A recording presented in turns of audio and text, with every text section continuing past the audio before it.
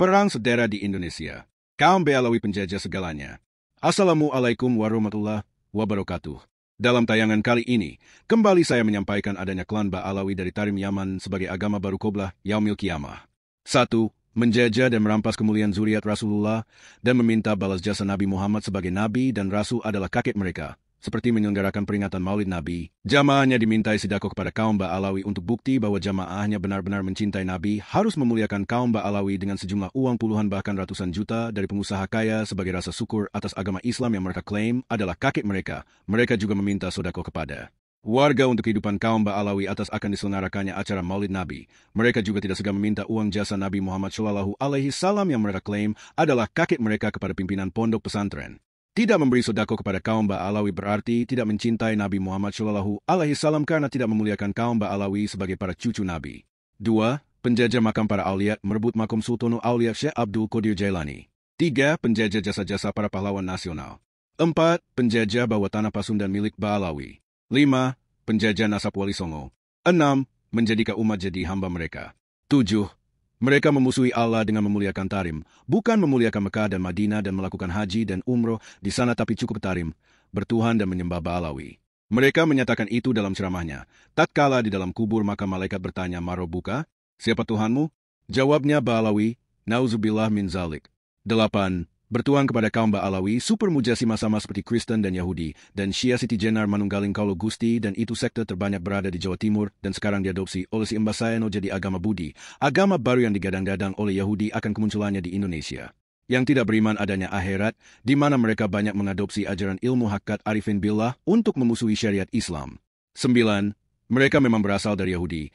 Itulah agama baru yaitu agama Alawi, sebuah agama sekte Syia, kaum kuburion, pemalsu kuburan bergaya Sufi yang dijadikan alat oleh Wahabi untuk memerangi kaum Sufi Ahlussunnah wal Jamaah mazhab Imam Syafi'i, pelaksana sunnah Rasulullah dan sunnah Khulafaur Rasyidin melalui tubuh Ormas Nadlatul Ulama. 10.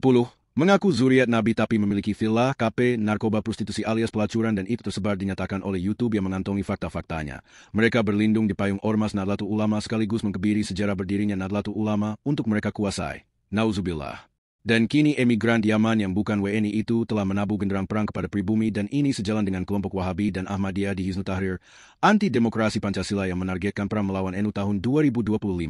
Kini mulai kelihatan potensi berkobar akan pecah jadi perang saudara di Indonesia. Oleh karena itu bangsa Indonesia wajib tahu. Kalau ini dari Alawi memang bukan Islam, mereka Yahudi dari Tarim Yaman.